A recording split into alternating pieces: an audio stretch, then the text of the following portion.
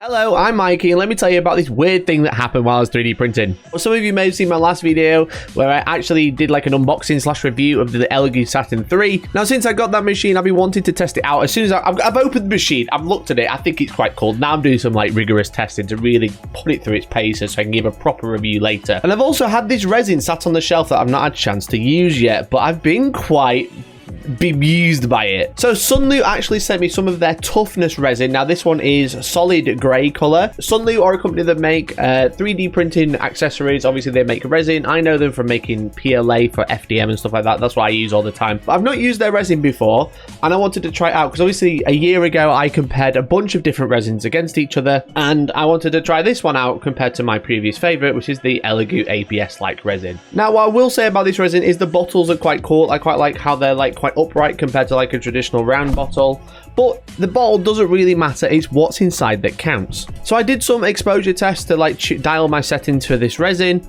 It's a pretty nice resin. It's pretty straightforward. So then I went off and printed a bunch of models from today's sponsor, Dragon's Trappers Lodge. Now the color of the resin is actually a really nice light gray compared to, I just really like this color. I think it looks like cast resin almost, or like cast plastic.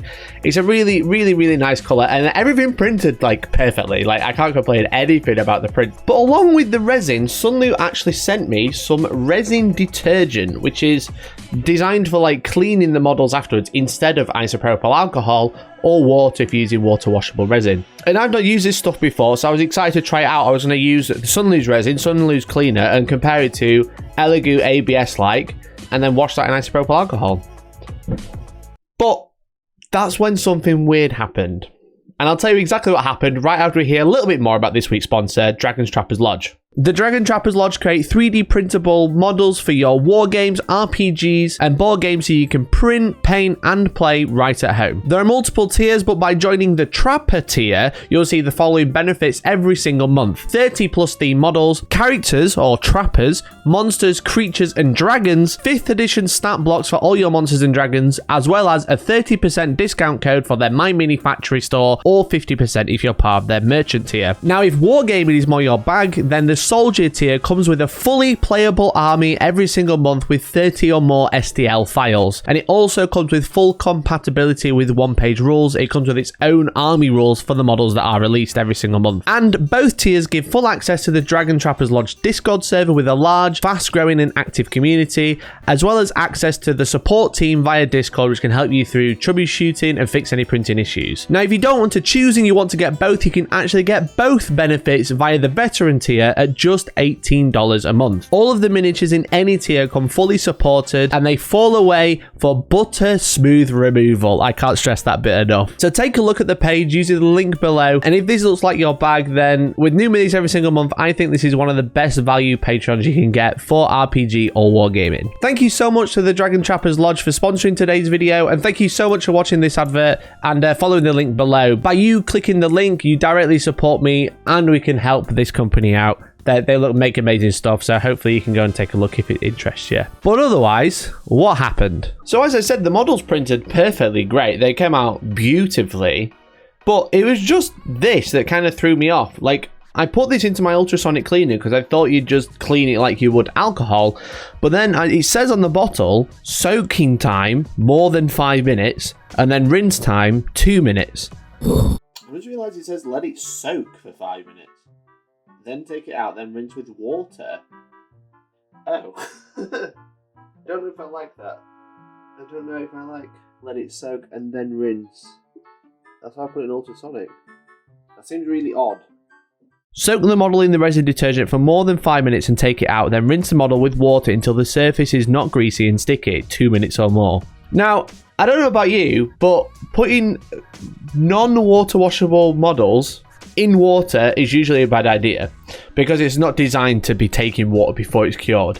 It's very porous. It'll absorb all the water and make it very brittle and just damage the resin as a whole. But also, when you're someone like me who is very conscious about putting contaminated water out into the environment and having to take it somewhere, I use isopropyl alcohol because it evaporates in like minutes and you don't have to take it anywhere. You cure it, you evaporate it into the atmosphere, and then that's it, you know? I've let them soak. I kind of like rinse this one through because obviously it's full of resin. But the video just says pour it on and clean it with a brush, which isn't the same as washing it with water afterwards. So I think I'm just going to turn the cleaner on for a few minutes and then let them like dry because I don't want to like wash it underwater because I won't know what to do with the water afterwards. The videos, the ball says one thing, but then the video says just run, literally, pour the cleaner onto the model and brush it. So I'm just going to ultrasonic it. I think that's probably better than just brushing it. So after I watched this video, with it saying that you could just brush it underneath, I just ultrasonicked the models, and I thought that'd be okay. And I was wrong.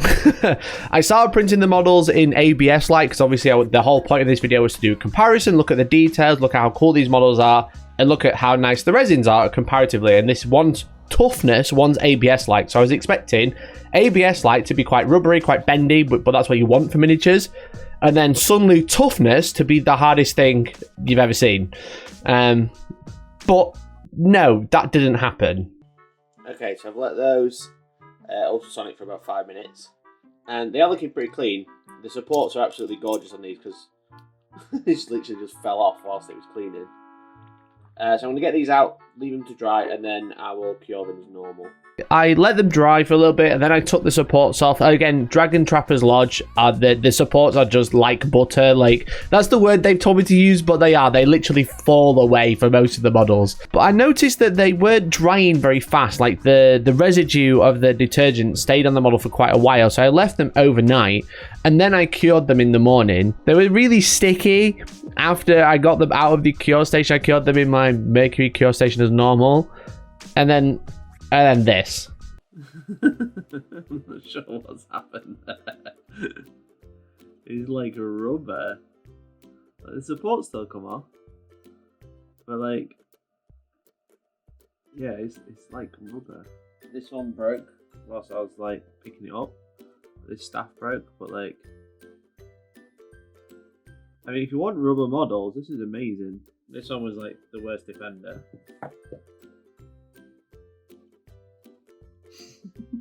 It's so weird. It's so funny. But like the entire base is bending. You know, it's just soft. The dragon, like, whilst beautiful, I mean the dragon's not too bad to be fair. It's a pain to put together because it's so bendy, so it moves while I was trying to glue it. But like the dragon is quite, because it's all quite thick, it's not so bad. It's just like this sword is like there's nothing. There's no structural integrity to it. That staff. It's quite fun. But yeah, I don't know. This is supposed to be tough resin. I didn't put him on the base because he was just so soft. But like, it's like you can like chew it. Don't chew it, but like, there we go. You know, it's just. He finally flies. Flap away, little soldier. Never mind. I don't know what's happened. It's like the only thing I can compare this to is like when you try and strip cast resin and it goes badly, you know, and it ends up being wobbly because you've damaged the resin. So the resin is damaged. I think it's the detergent. So whilst I'm recording this video, I'm actually reprinting all of the infantry again, and I'm going to wash them and cure them as normal, but this is Toughness Resin, and you can just, you know, it's quite funny. Again, the only thing I can compare it to is it's even bendier than Soraya Tenacious, you know, that's like how bendy it is, but this is supposed to be hard resin. So I'm going to reprint those. I'm going to get them washed and cured as normal using isopropyl alcohol, and then we'll do some proper comparisons compared to the ABS Light, which thankfully have all printed perfectly. So they've just finished printing again, and they do look perfect. So wish me luck trying to get these to cure properly. So I washed them in isopropyl alcohol for 10 minutes like I would any other print, and I can already tell the difference as I'm removing the supports.